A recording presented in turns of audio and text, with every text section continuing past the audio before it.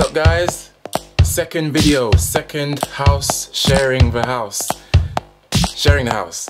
Episode 2. Second video. It came out pretty sooner. Well, yeah, I'm doing this pretty sooner than I thought. I decided to do one before the Byron Cox class.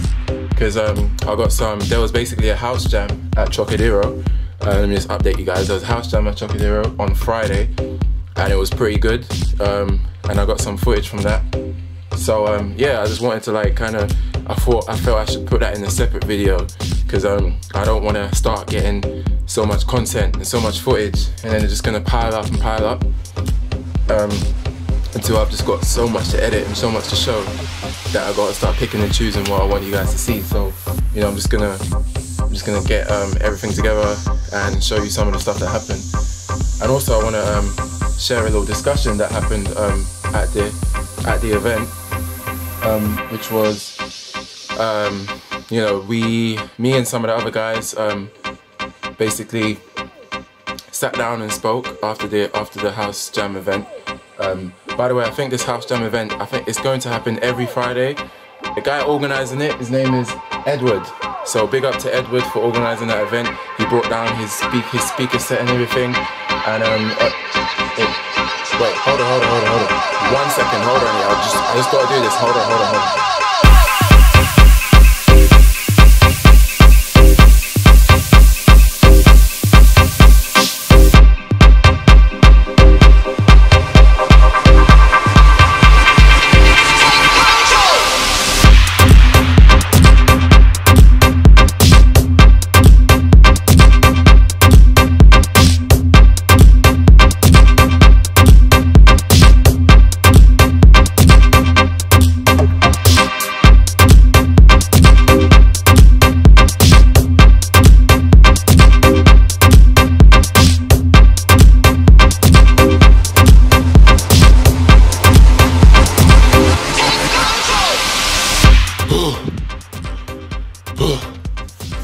Hi, I'm sorry.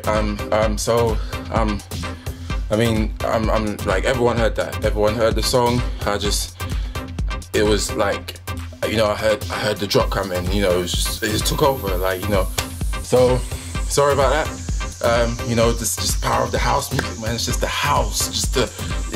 I just felt it. You know, for that period of time, it wasn't me. It was dark house, man. You know, it was. Anyway, so what I was saying was, so there was a house event on Friday by Edward.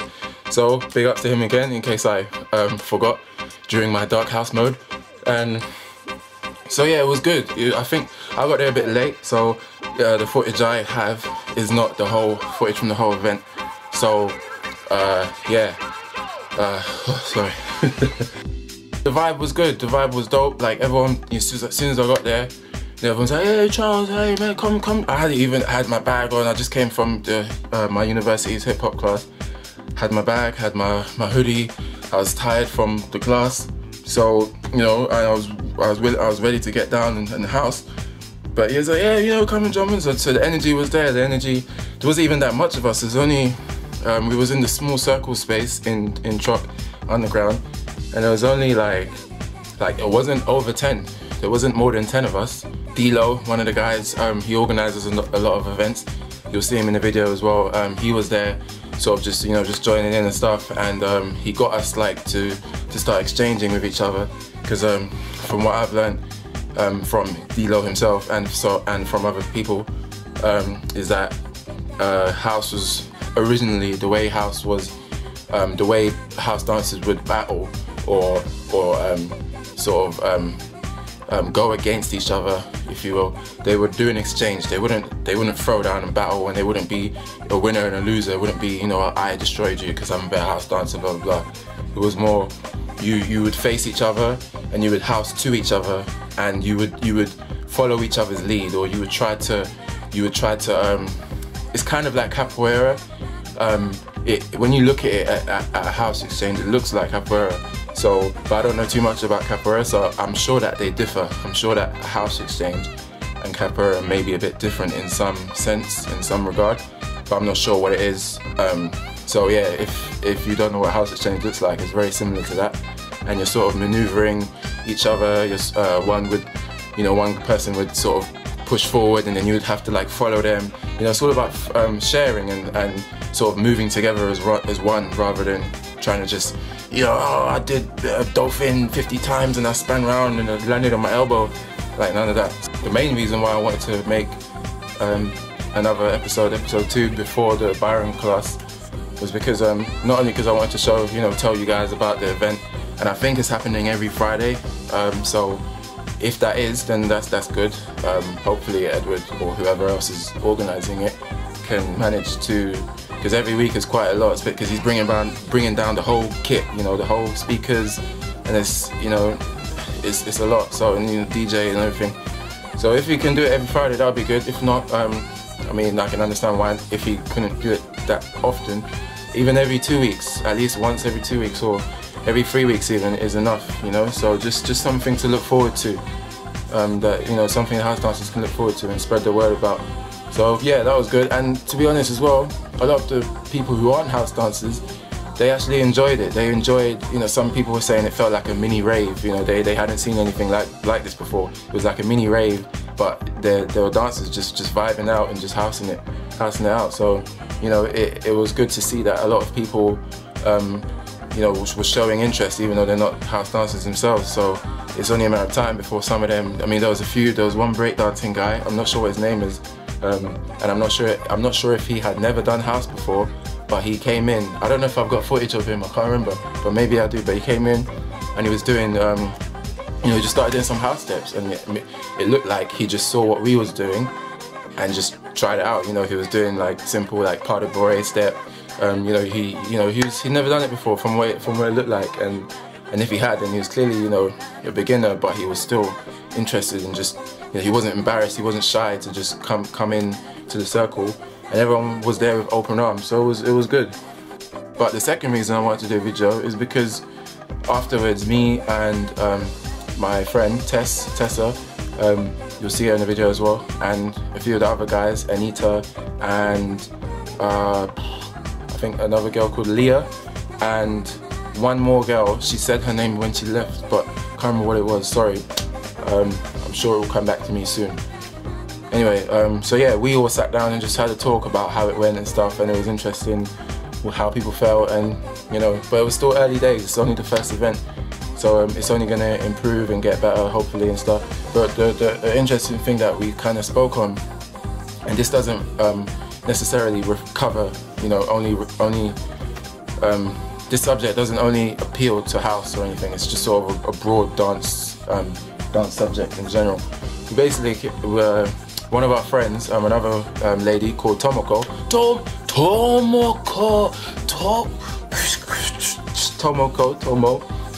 she went to a whacking class, and I can't remember the guy who came down. I'm not that deep into whacking, so I don't know all of the names, but I know that he's one of the pioneers of the style. He's one of the guys that started created whacking. And Tomo, she went to this class, and she had told Tess, because Tess is a whacker as well, and I think at first she wanted to go to the class, and maybe she felt that she might be missing out. And so Tomo was telling her about it, and Tomo was really upset. She was actually, like, I think she enjoyed the class, and she was happy that, you know, the guy was here, because he don't come to London every day. But she said that the vibe in the class was it wasn't, you know, it wasn't nice. It wasn't like everyone was trying to, it was as if everyone was trying to show off to the teacher, or everyone was trying to be someone. You know, everyone was in the class trying to get recognized. Not everyone, but maybe some people, or maybe, you know, when a really strong character, or really,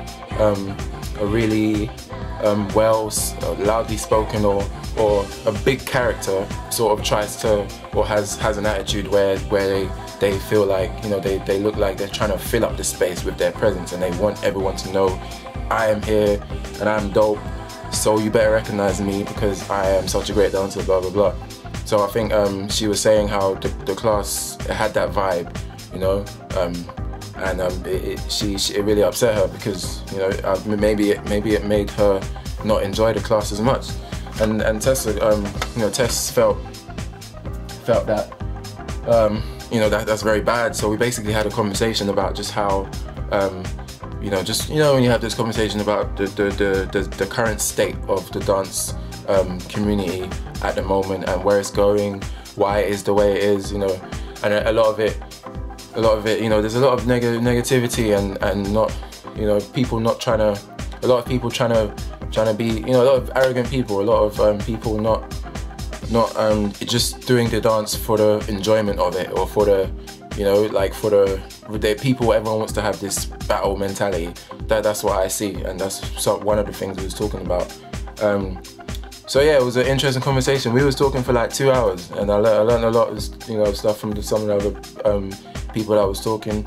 You know, it's interesting conversation. One of the things that I was saying, I mean, because when we were speaking about the whacking thing, and she was saying how yeah, a lot of the dancers there felt that, you know, they're trying to show, you know, they're trying to show that they exist, right? And I was saying that you know what, like I felt that all of these styles, all the dance styles, popping, locking, whacking, house, hip hop, breaking, like all of them are different. I mean, as everyone can obviously see, they're all different to each other, and they all have a different, the typical b-boy or breakdancer might dress a certain way, or he might walk a certain way, or have a certain attitude, or a certain, you know, have a certain taste of music. You know, when you can just tell who, you know, oh, you know, he's a b-boy, or he looks like a locker because he's dressed all funky and he's got like a afro, or maybe a funky Kangol hat or something, you know, kind of like that. But what I was saying is that I personally feel that these styles, there's certain things that is always going to exist in those styles. There's certain attitudes and mentalities that I feel is never going to go away. For example, when she was saying how she felt that way in the whacking class, I can kind of, I've never been to a whacking, I've seen a whacking class, like I've seen a whacking class take place. Actually, I've been in a whacking class, and then I started doing it, and then embarrassingly enough, I didn't do it to the end. I was like, man, this is long, and then I just stood outside to just watch. I think this was a day where there was multiple dance classes and it was free, and then I was tired from whatever previous class I took. So anyway, so yeah, what I've noticed about these whackers, like, or the whacking style, is that, I mean, it's all about, from what I see, it's all about, you know, it's all about looking sexy and looking, you know, looking flamboyant, you know, just doing the whacking, you know, it's all about, like, it's like, from what I see, I mean, I'm not saying this is what whacking is and I am right because I am the pioneer of whacking. I'm not saying that. I'm saying when you look at someone whacking, they whack as if they are in Chicago on stage and 500 spotlights are on them and the crowd is cheering for them, and they're whacking to like a live band, jazz band in the audience, on stage, and you know, they look sexy. They have a dress with like glitter attached and it's reflecting light in people's eyes. People are going blind and all that. Like, you know what I'm saying? It's like, I'm not saying that's bad. I'm just saying the general theme, or what I feel from when I watch a whacker, it's as if maybe in class they say, when you whack whack as if all eyes are on you.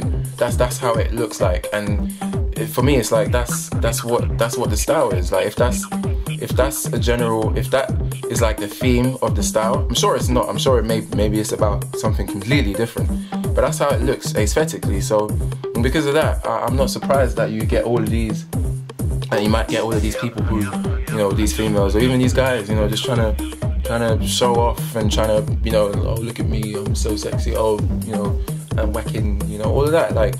And I think that's inevitable, you know. It's like, it's always, if that is the way whacking looks, and you know, it looks like, you know, you want to be seen and the spotlight is on you, then you're always going to have that kind of attitude surrounding it. Sure, you're always going to get people who are not like that, who are, you know, all about sharing and stuff, and not trying to be arrogant or look like they're trying to be someone, or look like they're trying to look down on you.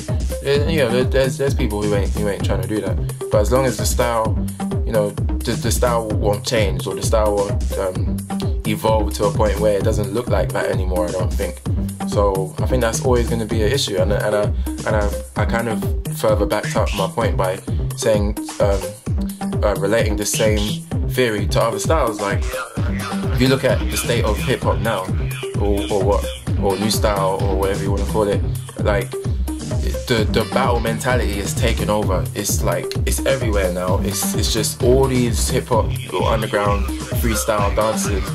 You know, it's just, I mean, don't get me wrong. I think it can be healthy. You know, competition dance is always going to be. It's always going to have a competitive side, and as long as you have the competitive side of dance, you're always going to get these kind of things. You're always going to get people who want to literally shit on other people, and they want to get so good that you know, they get to a state of mind where it's like, nobody can tell me nothing because I'm a sick dancer and I can fly and body pop in the air. Like, you know what I'm saying? So as long as that competition aspect of dance exists, you are going to have these, you know, really aggressive battle mentalities that you see in the hip hop dancers. You know, all of them complaining that, you know, oh, so and so is biting my move, even though technically there is no such thing as an original move anyway. So, you know, they all have this bad sort of polluted attitude about things, and I think that's always going to exist in hip hop or new style and stuff. So because of that mentality, same with popping as well, kind of like, you know, a lot of poppers. I mean, I was talking to another guy, one of my friends today actually, and he was saying, his name's Nathaniel, probably some people know him. I was speaking to him, and he was telling me a bit about, you know, the poppers, and everyone doesn't, well, most people are sort of ignoring the Boogaloo style, and they're not embracing it because it doesn't look a certain way, or it doesn't look cool to people, whatever. Everyone just wants to focus on just the hitting, and I don't pop. That was terrible. So I'm just trying to show, you know what I'm saying, like, I should cut it out. You know, everyone's just trying to, you know, just be very robotic. They're just turning the dance, you know, they're just getting the technique of popping, which is good, but they're just isolating that and pushing it further, or pulling it further in, and just, well, they're isolating that and ignoring everything else. That's what he was saying, and I can see that. So, you know, and because of that, all the poppers are kind of dancing the same, from what I see, a lot of the poppers. And then because of that, also on top of that, again, there's like a snowball effect. It sort of avalanches down the mountain, and then you get people looking the same, and then people complaining about, oh, you know, he's trying to bite my style, or I did that move, or I did that shape in a battle one time. He's an idiot. He's a dickhead. You know, he's trying to do this. And then that battle mentality again, that you know, ignorance, that arrogance, pollutes popping as well. And then a lot of poppers don't want to share. They don't want to. They don't want to train in a place where there's other poppers because they feel like there's too much eyes on them. And then poppers will take matters into their own hands and say, well, if so and so is going to cap my move and cap my style, I'm just not going to come out. I'm going to go train in my house. And you can do that popping because you don't need much space. You don't need, if you're a breaker, you need space. If you're a houser, you need space. If you're popping, you don't need as much space. So you can get away with going in front of your mirror and just practicing, you know, practicing your pop, practicing your technique, going on YouTube, looking at your favorite poppers, and ironically probably biting moves from them, from when you complain that your people bite your own moves in Trocadero or wherever you go. So there's that as well. And then the last thing I said is like I didn't have an example for every style. I just said, you know, whacking looks this way, so I think this is always going to exist about it. Popping is blah blah blah, so this is always going to happen. Hip hop, blah blah blah. And one thing I said as well is that, like, locking, like I love locking and I like it, and I don't know too much about the UK's locking community. I mean, I know a lot of lockers, but I don't see them around like as much as you do with breakers or hip hop dancers and stuff. But from what I see with locking, like it goes back to what I'm saying about the look and the feel of the actual style. Like, I'm sure there's a few, you know, like retarded people in the locking community that think they're, you know, God's gift to mankind and everything else. But I wouldn't be surprised, like, from looking at locking, I wouldn't be surprised if there isn't like a person who thinks that, you know, they're just trying to be on top of everyone, because locking is so fun, it's so happy. Like I said when we was having the discussion at the house event, I was like, if I had a terrible day at work, if I worked in a warehouse and I had to clean antiques and I had to carry you know, huge boxes and risk breaking my back every shift from 9 to 9 p.m. You know, and then I finally got a, you know, like I finally had a day off the next day, and then so instead of going home, I went to Trocadero, and then there was a battle going on. Well, not even a battle, there was just a jam. There was a locking jam, and I saw some guy, you know, just, you know, looking funky, looking happy, and you know, just having a good time and just locking to some jazzy, funky music, and you know, and I'm feeling it, you know, I'm just feeling the wrist rolls, you know, he's just having a good time, and then I will feel that, and I'll be like, you know, whatever crappy day I had, you know, I could have had a bus run over my foot, and I'd probably see this guy locking, and I'll be like, it will just make my day feel better, because the style itself, it's like, it looks so carefree, it looks so happy, you know. So, and that's why I say, you know, I wouldn't be surprised if there isn't as much animosity between lockers, because it's such a funky style. Like, how, I mean, people are people, and people always have their disagreements and beefs with other people. But like, how can you hate on someone? How can you feel angry? How can you, like, I don't think anyone can lock while being angry. And if you are, then you're locking wrong. Like, every time I see someone lock, someone's mother could have passed away the day before, and you see them locking, and you would never know it, because they look like they're having so much fun. And that's the beautiful thing about locking. So yeah, that was an interesting discussion we had, because it was like, I mean, I had never thought about this before. It was only when we were speaking I was thinking, actually, well, I'm not surprised that she felt that way in the whacking class, because whacking, when I see someone whacking, this is how I feel when I see it. When I see, you know, a really aggressive hip hop battle, this is how I feel. I feel like these guys probably wanna beat each other up sometimes after the battle. Not all the time, but I'm saying sometimes some people, you know, but I never get that when I watch locking. You see that sometimes with breaking, you see some people just like, I mean, a lot of breakers don't really break as, you know, as they should be, or break, you know, don't break on beat. Like, they don't, you know, everyone wants to resort to, everyone can do a power move, so they just want to jump in, do a top rock, do a little 6-step and floor work, and then head spin or air flip, or you know, just some crazy power move that is just, it's not even, it's so powerful that the power outweighs the technique. Because I know a lot of these moves you need both technique and power, but you got some of these guys just like, fuck the technique, I'm just gonna do this gravity defying move and just shake the earth when I land, and then I'm gonna stand up and then do my little pose and walk off. Yeah, b-boy, you know. It's like, you know, it's just that I think basically what I'm saying is that I feel that certain things are always going to exist within these styles, certain attitudes and mentalities, and they're not going to go away. And I'm not saying that we shouldn't bother fighting it, because there's always, just as there's always going to be these issues, I feel there's always going to be these issues, just as that is always going to be around, we should always have people who are anti those issues, against those issues, and trying to spread what the styles are really about, you know, and trying to educate the people who, because a lot of these people who act this way, really, most of them are probably just uneducated to what the style is really about and how it was supposed to be. So it falls on us, or the more educated people, to go back down, because a lot of these more educated people might be higher up in the community or in the industry, so they might not have as much connections with the lower people. So a lot of it falls down to the people who know more to teach the people who know less. That's what it is. So yeah, I thought that was an interesting discussion.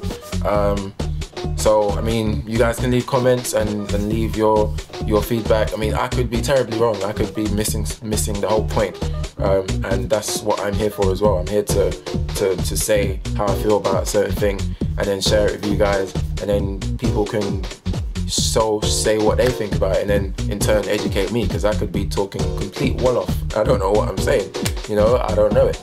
So anyway, that was the discussion we had. So just want to say that the house jam was really good, and if you're a house dancer, or if you're interested in the house, or if you're just a dancer in general, you should, I don't know for sure if it's happening every Friday, but if it's happening this Friday, you should definitely come down. I don't know if I'll be there this Friday, but I'll try to make it there if I can be. But yeah, the more the merrier, the more people the better. it's really good. Lots of sharing and learning from each other and stuff. And sometimes it's just good. Sometimes I've realized like people can learn a lot from osmosis, from just absorbing things and feelings in the environment. From just, I mean, there was people there that I was just sitting down. I remember there was these two girls just watching. I don't know who they was with. They were just watching the house. You know, and people were saying, "Don't you house? You know, don't you want to join?" And they was like, "No, just want to house." You know, they was just there, and I'm sure they learned a thing or two just by watching. You know, sometimes when you just in a room with amazing dancers, you know, you don't even have to be dancing. You know, and you just take in a lot from just absorbing the pollen in the, you know, it's photosynthesis. That's what we should call it. So anyway, that's it. That's all I want to say. I'm gonna put in some of the Friday house jam footage in the video for you guys to see. So yeah, that was it. That was Sharing the House number 2. So number 3 should be hopefully the Byron Cox class. It's probably just gonna be the interview and maybe just some camera, like video footage of the actual class or routine or whatever he's gonna teach us and stuff. So that would be cool. Hopefully I'll be able to get that interview. I said that I'll be getting as well. I know Kashmir showed Byron the video, so hopefully he saw it and he's like, he's gonna remember my face and be like, "Hey, you want an interview, right?" And I'll be like, "Yes, please." You know, so that's gonna be dope. Anyway, that's me done. I got a lot of uni work to do. I shouldn't even record this video. It's just time. Right, so Charlie Kun signing out. Make sure to check out the video and make sure to come to those house jams. And yeah, that's all I gotta say. So thanks for watching, and everyone, peace out.